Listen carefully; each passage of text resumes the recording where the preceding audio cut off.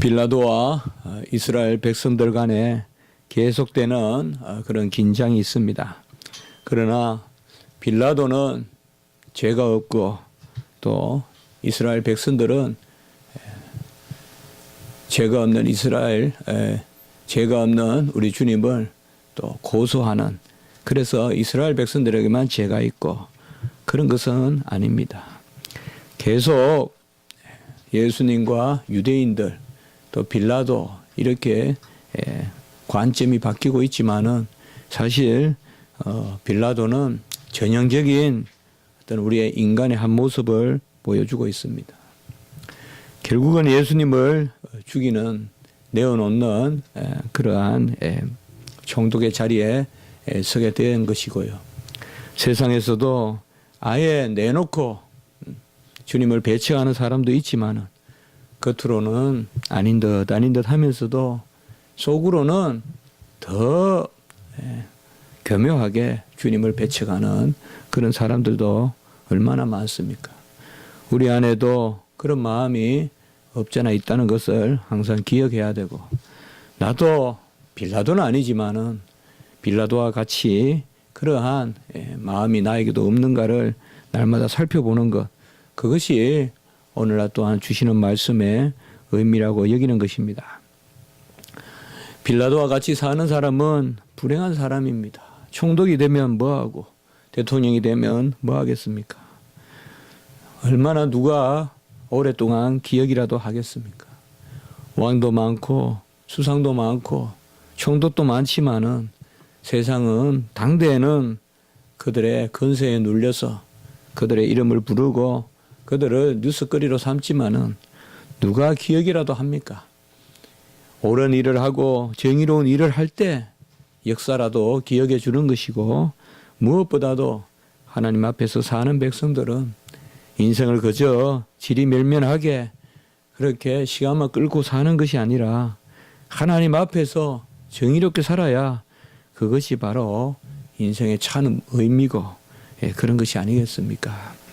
정말로 빌라도는 계속 변덕스럽게 마치 정신불면증 환자같이 이렇게 했다 저렇게 했다 이렇게 했다 저렇게 했다, 예수를 이렇게도 불렀다가 저렇게도 불렀다가 종잡을 수 없는 그런 모습을 보여주고, 또 손도 씻었다가 여러 가지 모습으로 그런 모습을 보여주고 있으나 그의 마음은 이미 예수님을 섬긴다거나 영접하는 그런 마음은 아닌 것입니다. 어쨌든 빌라도는 교묘하게 예수님을 죽이는 그런 자리에 동참하는 것입니다. 주일만에 성도가 있고 성소만에 성도가 있습니다. 주일만 성도고 주일만 지나면 언제 말씀이 있느냐, 하나님이 나의 주냐라고 여길 정도로 싹 잊어버리고 한 주를 사는 그런 우리 성도들이 있을 수 있습니다. 성소만의 성도가 있을 수 있죠. 교회에 와서 교회에 머물 때는 성도고 교회를 벗어나면 싹 잊어버립니다. 젊은이들도 그저 찬송 한 곡 듣지 않고 계속 세상 음악만 듣고 세상 문화에만 젖어 살다가 주일에는 예배 드리고 찬송 드리고, 그것이 마치 내가 성도의 어떠한 귀한 특권이라도 되듯이 이렇게 사는 것이 얼마나 많습니까? 칼빈도 종교개혁 때 보면 니고데모주의자다라고 불렀던 사람들이 불란서의 개신교도들은 낮에는 로마 캐톨릭에 가서 예배 드리고 밤에는 또 모여서 루트의 책을 읽고 종교개혁을 이야기하고, 그래서 칼빈은 그들을 아주 로마 캐톨릭보다 더 나쁜 사람들이다 이렇게 부르는 모습을 볼 수가 있습니다. 잠자는 우리의 믿음을 깨워야 되고 하나님 앞에 우리의 모습을 깨워야 됩니다. 말씀으로 돌이켜야 됩니다. 말씀을 들어도 전혀 감동이 없고 회개가 없고 말씀을 가지고 남을 탓하기만 하고 나를 찌르지 못하는, 그래서 내 말을 삼지 못하는, 우리가 믿음에 대해서 분명히 배웠지 않습니까? 객관적 진리가 주관적 확신으로 내 것이 되어야 그 말씀을 믿는다고 할 테인데 말씀을 들으면 전부 그것을 기준으로 남을 평가하고 판단하는 것만 사용하는 이것이 오늘 빌라도의 모습이 아닌가라고 우리가 한번 생각해 볼 수가 있습니다. 빌라도는 지금 돌을 깐 뜰 가바다라 하는 재판석에 앉아 있더라라고 13절에 말씀하고 있습니다. 가바다라는 말은 높은 곳이다라는 그런 뜻이 있는 말입니다. 히브리 말이라고도 할 수 있지만은 섞인 아람 방언이 섞인 그런 말입니다. 그래서 높은 곳에서 돌이 깔린 높은 곳에서 그러니까 청청이 돌이 놓여진 그런 높은 곳에서 지금 판결을 받고 계신 것입니다. 주님이 낮은 곳에서 이 세속의 권세자인 빌라도가 높은 곳에서 예수님을 재판함으로 이제 주님께서는 이 일을 당하셨으므로 높은 곳에서 우리를 다스린다는 것을 우리가 기억하는 것입니다. 계시록 19장 15절에 보면 만왕의 왕이여 만주의 주시라 라고 높은 곳에서 칭송을 받고 찬미를 받는 그 주님은 이 낮은 곳에서 높은 곳에 앉은 빌라도의 그런 재판을 받고 이제 마지막으로 십자가에 넘겨지는 것입니다. 이날은 14절에 보면 6월절의 준비일이요. 옛날 성경에는 예비일이요. 이렇게 되어 있는데요. 6월절의 준비일이 뭡니까? 애굽에 10가지 재앙이 있었죠. 피재앙으로부터 쭉 흑암재앙까지 9가지 재앙을 통하여서 애굽 백성들에게 깨닫게 하셨지만은 끝내 그들이 돌이키지 아니하니까 이제 초태생과 장자를 죽여버리는 그러한 10번째 재앙을 주님께서 내리시죠. 그 재앙에서 유월하게 하시는데 패스오버 피하게 하시는데 어떻게 하느냐? 바로 6월절 준비일에 예비일에 전날에 양을 잡아서 어린 양을 잡아서 우슬추 묶음으로 그 피를 찍어서 뿌려야 됩니다. 어디에 뿌리느냐 하면 바로 문지방이 되는 문설주와 그리고 인방과 그리고 좌우 문설주에 이 피를 뿌리는 것입니다. 그래서 6월절 준비일은 뭐냐? 양을 잡는 날이고 피를 뿌리는 날이다. 그래서 우리 주님께서 이 6월절 준비일에 새벽까지 재판을 받으시고 정오에서 이제 오전 늦게 오후 3시까지 이렇게 십자가에서 이제 마지막 고통을 당하시는 것입니다. 이날은 큰 안식일이다라고 우리가 말했지 않습니까? 안식일 중에서도 안식일. 바로 예수님이 달리신 안식일, 6월절의 안식일인데 이 안식일에 6월절 안식일, 큰 안식일, 안식일 중에서도 큰 절기의 안식일인데 그때 우리 주님께서 이제 어린 양으로 예언된 말씀에 따라서 죽기 위하여서 이렇게 마지막으로 재판을 받으시는 것입니다. 그래서 14절에 때는 제6시라. 여기에 제6시라 그러면 우리가 보통 6시간을 더하면 되거든요. 다른 성경에서 나오는 시간에는 6시간 더하면 되는데 여기에 6시간을 더하면 12시가 됩니다. 근데 우리가 알기로 예수님께서는 오전 9시에 십자가에 달리셨잖아요. 그래서 오후 3시에 죽으셨잖아요. 그러면 이 요한복음과 틀리느냐? 여기에 여러분들 나나주에 보면 난 12시 이렇게 적었는데 이것은 우리가 조금 생각해 봐야 됩니다. 저번에 어느 분이 발표하는 것도 제가 들었었는데 이것은 우리가 그저 난 12시라고 쉽게 이렇게 생각할 것이 아닙니다. 그러면 마가복음에 15장 25절에 보면 제3시경에 십자가에 못 박히셨다 이렇게 나와 있거든요. 그럼 3시경에 못 박히셨는데 제6시에 넘겨진다. 이게 말이 안 되잖아요. 그렇지 않아요, 여러분들? 3시에 못 박혔다. 그래서 3시는 6시간을 더하면 9시예요. 그래서 아침 9시에 주님께서 못 박히셨는데 그러면 여기에 육신은 뭐냐? 여러 해석이 있는데 칼빈의 해석이 재미있는 해석이 있어요. 칼빈은 육시를 이스라엘 백성이 3시간 단위로 4등분 하거든요. 그래서 이스라엘은 저녁 때부터 저녁 6시부터 그 다음날 6시까지가 하루의 첫날이에요. 우리는 12시부터 시작하잖아요. 이스라엘은 하루의 시작이 오후 6시부터 시작해요. 그래서 6시부터 우리가 뭐 1경, 2경, 3경, 4경을 나누듯이 이스라엘 백성도 3시간 단위로 나누는 겁니다. 그래서 칼빈은 생각에 바로 제6시라 하는 것은 제3시로부터 끄트머리에 있고 그리고 제6시를 향하러 가는 시간이 아니겠느냐라고 해서 칼빈에 의하면 조금 시간이 모호하게 그렇게 나타납니다. 이렇게 보면 칼빈의 해석대로 보면 꼭 6시간 동안 십자가에 달리셨다 이렇게 딱 정확하게 말하기는 어렵습니다. 그런 해석도 있고요. 우리가 한번 생각을 해볼 만하고 대체로 이 해석을 따르면 될 것 같아요.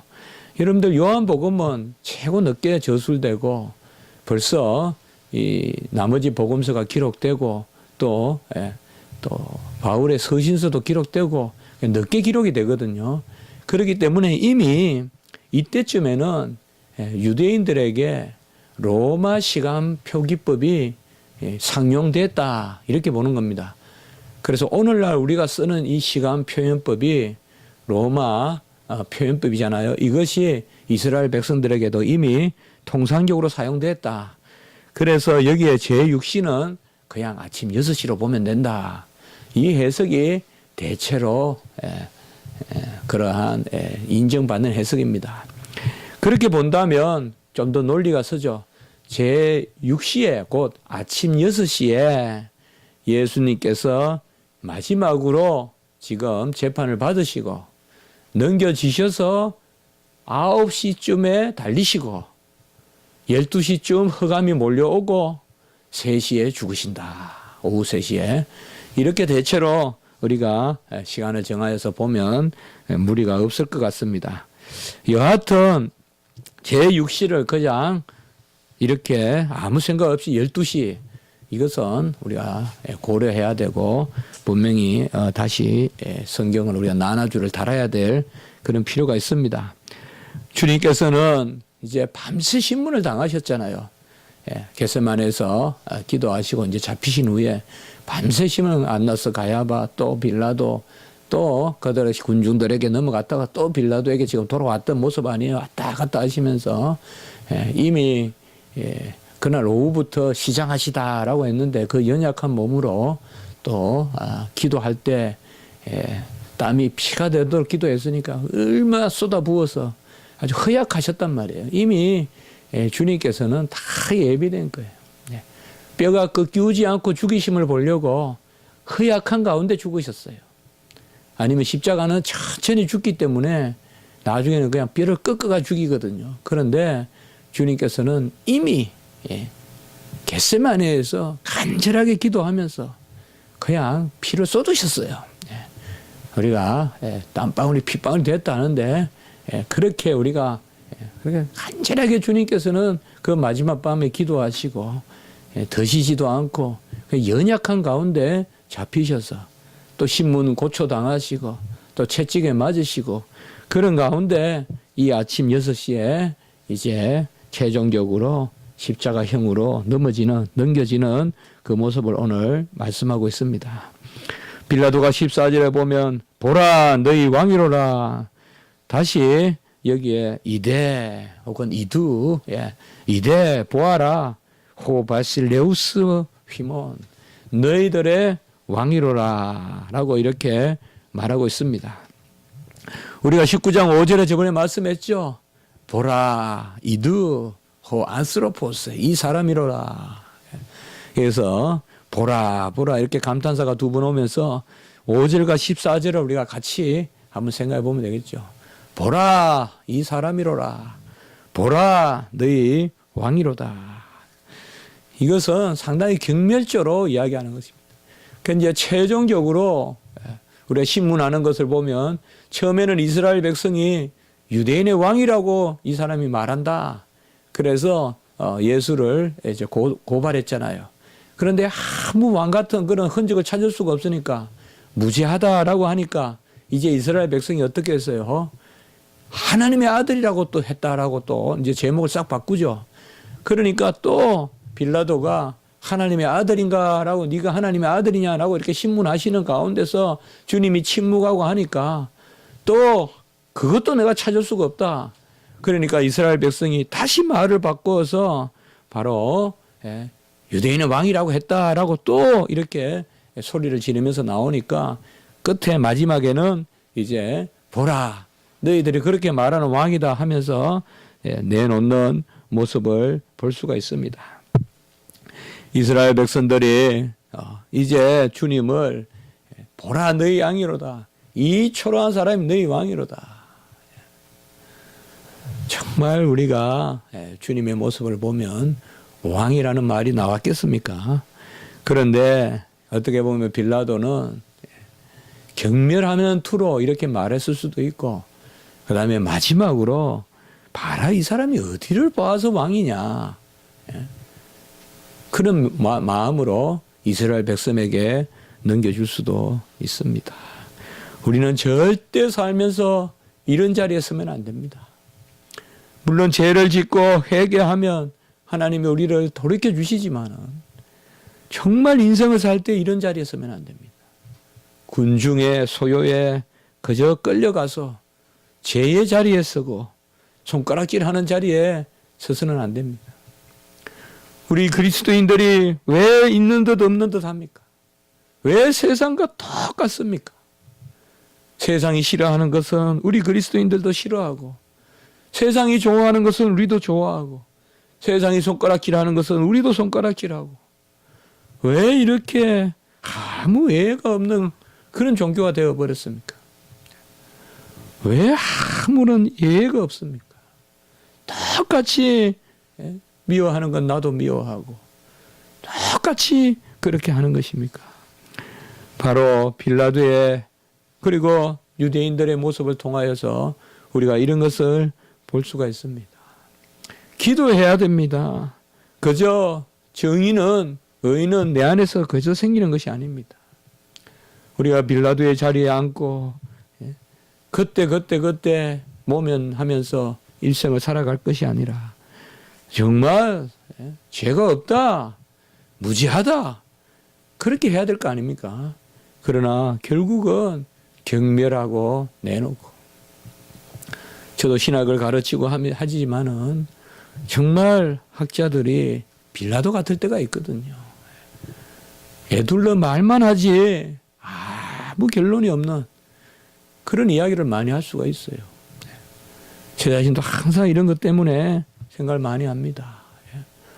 뭔가 학생들에게 잘못됐다 말만 하지 결론은 그냥 쫓아가는 거예요. 나도 끌려가고 휩쓸려가고. 그런 것이 어떻게 보면 빌라도 모습이 아닌가. 뭔가 아니면 아니라 하든지 예만 예라고 하든지 해야 되는데 이것도 아니고 저것도 아니고 경멸하는 것도 아니고 그냥 유대인의 왕이다. 보라, 사람의 아들이다. 보라, 이 사람이로다. 그런 모습들, 이런 것은 아주 어떻게 보면 유대인들이나 혈기에 찬 유대인들이나 이것에 대해서 갈피를 못 잡는 바로 본디오 빌라도나 우리가 다 설 자리가 아닙니다. 우리는 핍박을 받는 자리, 의를 위하여 핍박을 받는 자리. 오늘 마지막 팔복에 대한 그런 찬송을 드렸지만 주 위에 욕 보면 복이 있나니, 주를 위하여 능욕을 당하는 자가 복이 있고 핍박을 받는 자가 복이 있다고 했는데 모든 것을 세상에 어울려 살고, 세상이 그냥 좋다 그러면 나도 잘 살고 있는 거고, 세상이 나에 대해서 비난하면 나는 못 사는 거고, 이런 것은, 이런 이분법은 기독교인의 이분법이 아니다. 바로 그들은 없이 하라 15절에 보면 소리를 지르면서 없이 하소서, 없이 하소서라고 이렇게 말하고 있습니다. 헬라어로 아이로 이라면 치워라 이 말이죠. take away, 그냥 사라지게 만들어라 이 말입니다. 그래서 없이 하소서, 없이 하소서. 아론 하면서 그들이 외칩니다. 그리고 십자가에 못 박았어. 아론 십자가에 못 박았어서 못 박게 하소서, 못 박게 하소서라면서 이제 이야기합니다. 군중의 심리가 완전히 극에 달해서 간기에 이르러서 십자가에 못 박으라. 전에도 말씀드렸지만은 이것은 이스라엘의 유대의 법이 아니거든요. 십자가형은 유대인에게는 없습니다. 유대인은 하나님은 이러한 잔인한 형벌을 인정하지 않습니다. 이방의 법입니다. 얼마나 잔인하게 사람을 죽입니까? 어떻게 보면 인류의 역사는 형벌의 역사라고 하는 걸 제가 법에서 배운 적이 있습니다. 얼마나 교묘하게 사람을 힘들게 하느냐. 그것이 인류의 역사다.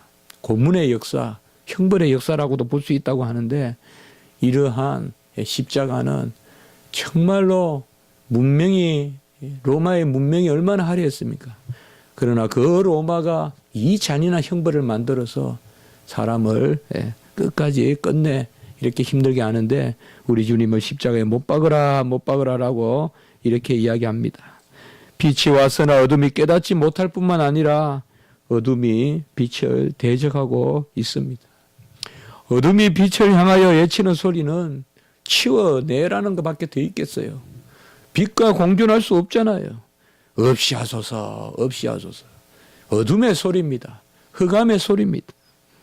복음은 세속적인 언어와 함께 할 수 없습니다. 견딜 수가 없습니다. 그러니까 없이 하소서, 없이 하소서. 그들에게 이 음성은 사탄의 음성이요, 혈기의 음성이요, 바로 미혹된 그러한 음성인 것입니다. 빌라도가 다시 이르되 내가 너희 양을 십자가에 못 박으랴 라고 다시 빌라도가 말하고 있습니다. 이 정도 되면 우리가 빌라도의 모습이 어떤 모습인지 알 수가 있겠죠. 가장 교묘하고 가장 유유부단한, 다시 내가 너희 양을 십자가에 못 박으랴 라고 이야기하니까 대제사장들이 뭐라고 합니까? 가이사 외에는 우리에게 왕이 없나이다 라고 이렇게 이야기하고 있습니다. 이스라엘 백성이 할 말이 아니죠. 이스라엘 백성에는 오직 왕은 하늘에 계신 여호와 하나님이다. 사사기 8장 23절에 보면 기드온 시대에 기드온을 왕으로 삼으려고 했어요.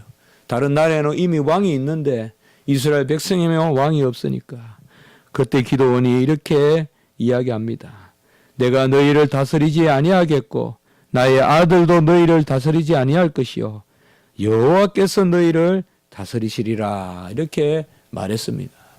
이스라엘 백성에게는 유일한 왕은 바로 여호와십니다. 오늘 대제사장들은 가이사 외에는 왕이 없다라고 이렇게 이야기하는데 이것은 더 이상 이스라엘 백성의 모습이 아닌 것입니다. 사무엘 시대 때도 백성들이 왕을 세워달라고 했죠. 사울을 왕으로 세워달라 했어요. 그때 하나님 앞에서 사무엘이 기도했잖아요. 애통하면서. 그때 하나님께서 그렇게 말씀하셨어요. 이는 너를 버림이 아니요 나를 버림이라. 이스라엘 백성이 여호와를 왕으로 삼지 아니하고 이제 나를 버리고 다른 왕을 세우려고 하는구나. 그래서 사울을 세우려고 하는구나. 그렇게 하나님께서 말씀하고 있습니다. 우리에게는 오직 한 분 예수 그리스도 그의 아버지, 하늘에 계신 우리 아버지만이 우리의 왕이고 우리를 다스리는 분입니다. 교회의 머리도 우리 주님이시여 하나님이 우리의 왕이십니다. 디모데전서 1장 17절의 말씀에 보면 영원하신 왕, 썩지 아니하고 보이지 아니하고 홀로 하나이신 하나님께, 영원하신 왕은 하나님입니다. 존귀와 영광이 영원 무궁토록 있을지어다라고 이렇게 말씀하고 있습니다. 우리가 이 세상에서는 세속의 통치를 받습니다. 가이사의 것은 가이사의 것에 돌려야 됩니다. 그러나 영원하신 왕은 바로 오직 여호와 홀로 하나님이신 그분이십니다. 디모데전서 6장 15절도 우리가 디모데전서에 보면 디모데서는 목회 서신이잖아요. 그런데 1장과 6장에 보면 처음과 마지막 장에 보면 바로 하나님을 영원한 왕이라고 부르는 것을 볼 수가 있습니다. 6장 15절에도 보면 하나님은 복되시고 유일하신 주권자이시며 만왕의 왕이시요 만주의 주이시다. 바로 계시록 19장 15절의 말씀과 똑같은 말이 나옵니다. 만왕의 왕이시요 만주의 주시다.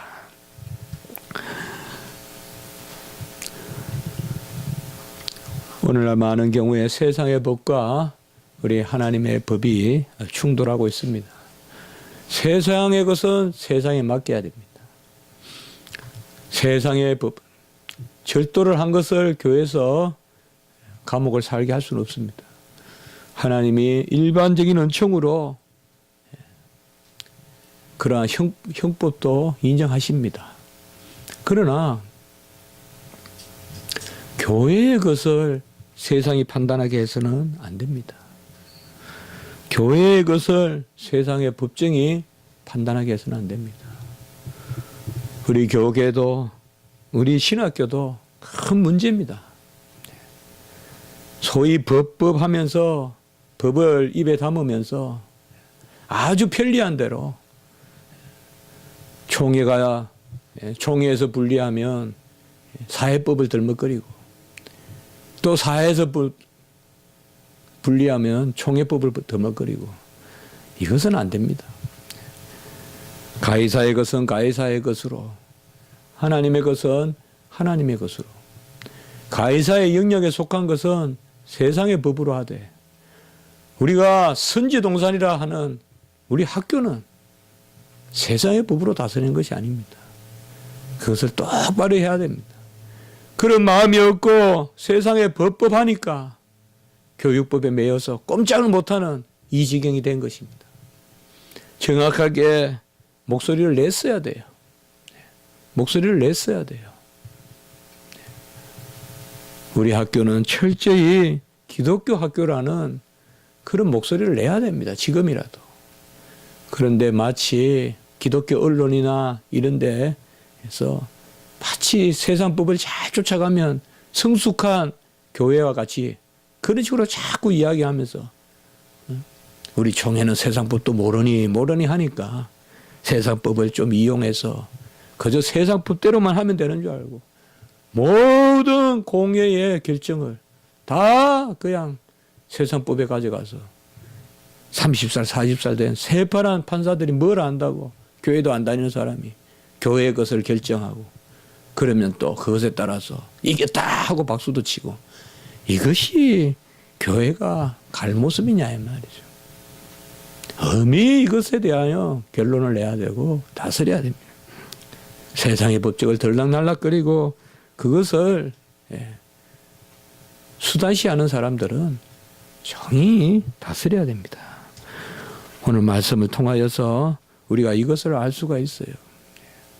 우리 주님 이 땅에 오신 것은 빌라도의 재판을 받는 그 자리에 서게 되셨지만은 그러나 대제사장들이 가이사 외에는 왕이 없다. 이게 세상 법정 외에는 판단자가 없다라고 말하는 오늘 우리의 모습이 아닌지 우리가 한번 생각해 봐야 돼요. 세상 법정에 가서는 안 됩니다.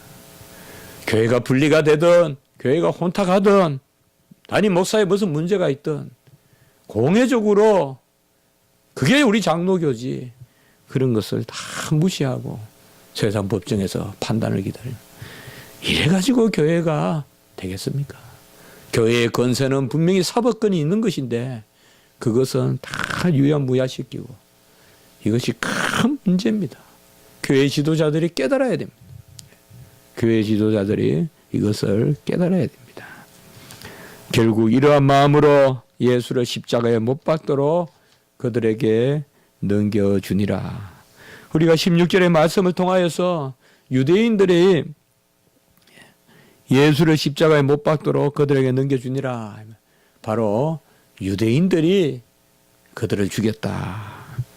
그래서 베드로가 사도행전에 보면 첫 설교의 가장 큰 주제가 우리가 그를 죽였도다. 이게 이제 그야말로 보혜사 성령의 역사로 회개 운동이 일어나는 거예요. 네가 죽였다라고 말하지 않고 우리가 그들을 죽였도다. 그것이 바로 오늘 말씀.